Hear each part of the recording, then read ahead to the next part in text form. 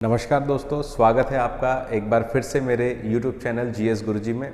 और आज हम बात करेंगे एक बहुत ही चर्चित मुद्दा, Adani group versus Hindenburg report. इसके बारे में हम जानेंगे कि आखिर ये मुद्दा क्या है और हम एक सिविल सर्विसेज एस्पिरेंट्स या एक प्रतियोगिता परीक्षा की तैयारी करने वाले अभ्यर्थी के आधार पर इसको समझेंगे और ये जानेंगे कि हमको इनमें से क्या क्या चीज़ों पर फोकस करना है।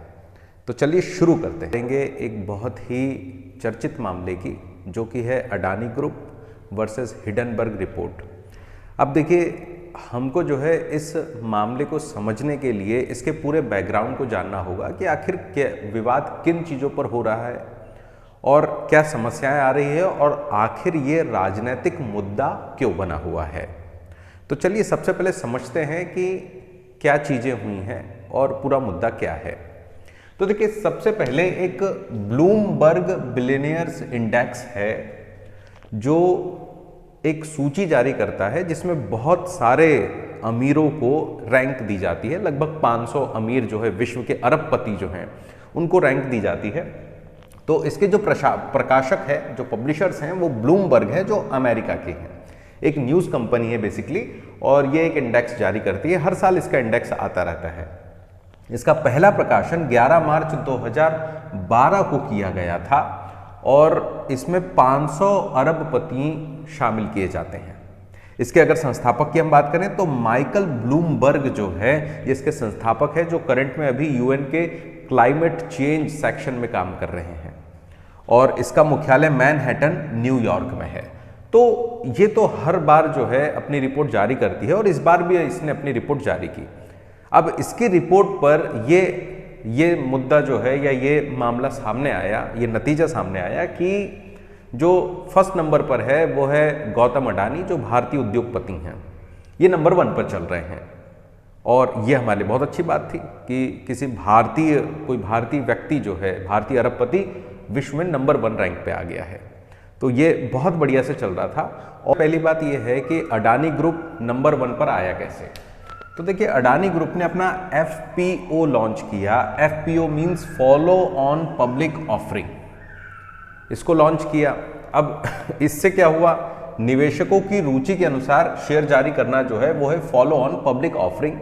जैसा निवेशक चाहता है कंपनी वैसे शेयर जारी करती है और लोगों को अट्रैक्ट करती है।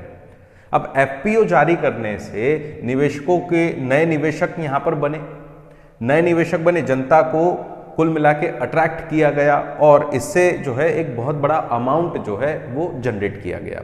तो हर कंपनी करती है ये, अडानी ग्रुप ने भी ऐसा किया कि अपना FPO लॉन्च कर दिया।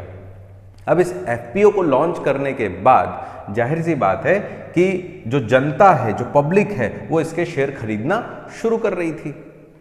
अब यहां पर कहानी में ट्विस्ट आता है और अब जो है एक दूसरी रिपोर्ट आती है जिसको जो जारी करता है हिडनबर्ग कंपनी, और इसकी एक रिपोर्ट आती है। इसके बाद सब कुछ बदल जाता है। तो अब जो है ये सब कुछ अच्छा चल रहा होता है। गौतम अडानी नंबर 1 रैंक पर रहते हैं और FPO लॉन्च कर देते हैं। इसके बाद एक रिपोर्ट आती है जो कि है हिडनबर्ग कंपनी द्वारा, हिडनबर्ग रिपोर्ट। अब अगर इसके इतिहास को जाने तो ये हिडनबर्ग कंपनी जो है ये 2017 में स्थापित हुई थी और ये USA की एक कंपनी है, अमेरिका की कंपनी है और इसके संस्थापक हैं नॉर्थन एंडरसन। और इसका कार्य है कि फाइनेंस और शेयरों का विश्लेषण करती है ये। और जो कंपनी है, कंपनी में वित्तीय विश्लेषण से जुड़े जितने भी कार्य है वो ये हिडनबर्ग कंपनी करती है। तो इस कंपनी की रिपोर्ट के अनुसार जो है अडानी ग्रुप की जो कंपनियां हैं वो जो है अपनी रेपुटेशन के हिसाब से उनकी वैल्यू कम है और उनको ज़्यादा वित्तीय सहायता दी गई है, ये हिडनबर्ग कंपनी कहती है। हिडनबर्ग कंपनी का ये आरोप होता है कि अडानी ग्रुप की कंपनियों की वैल्यू कम है किंतु उनको ज़्यादा से ज़्यादा लोन दिया गया है, वो कर्ज में डूबी हुई हैं। इसीलिए इन कंपनियों के शेयर जो है या जो इनका जो पैसा आ रहा है वो जो है वो लोन वाला है, ऋण है। और उधर जो है अडानी ग्रुप का कहना यह है कि ऐसा कुछ भी नहीं है, सब कुछ ऑफिशियली चीज़ें की गई हैं और हम पर आरोप लगाए जा रहे हैं। क्यों? क्योंकि हम जो है विश्व की नंबर वन कंपनी बन गए हैं, इसीलिए यूरोपीय देश के लोग जो हैं, ये लोग हमारी जो है शाख को या हमारी जो है वैल्यू को कम करने की कोशिश कर रहे हैं, हमारी डिसरिस्पेक्ट कर रहे हैं।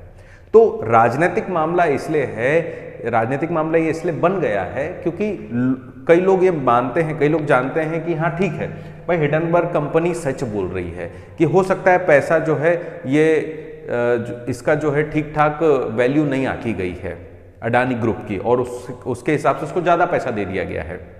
दूसरी चीज ये कि कई लोग ये मानते हैं कि किसी भी भारतीय का ब्लूमबर्ग बिलियनियर रिपोर्ट में नंबर 1 पर रहना यूरोपीय देशों को नहीं भा रहा है, इसीलिए हिडनबर्ग कंपनी जो है अपनी एक रिपोर्ट जारी करके अडानी ग्रुप की वैल्यू कम करने पे लगी हुई है, जिसकी वजह से अडानी ग्रुप को नुकसान भी हुआ है और उसके शेयरों में भारी गिरावट भी आई है और वे नंबर 1 पोजीशन से सीधे 21वें स्थान पर चले गए हैं।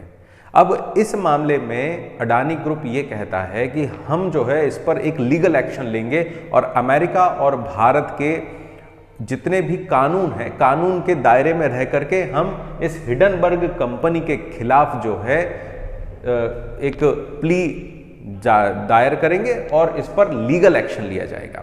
तो ये पूरा का पूरा मामला है Hindenburg company versus Adani group का, जिसमें सियासत भी जो है वो भी इन्वॉल्व हो गई है। संसद में भी इस बात को लेकर हंगामा हो रहा है और कुछ लोगों का अलग मत है, कुछ लोगों का अलग मत है।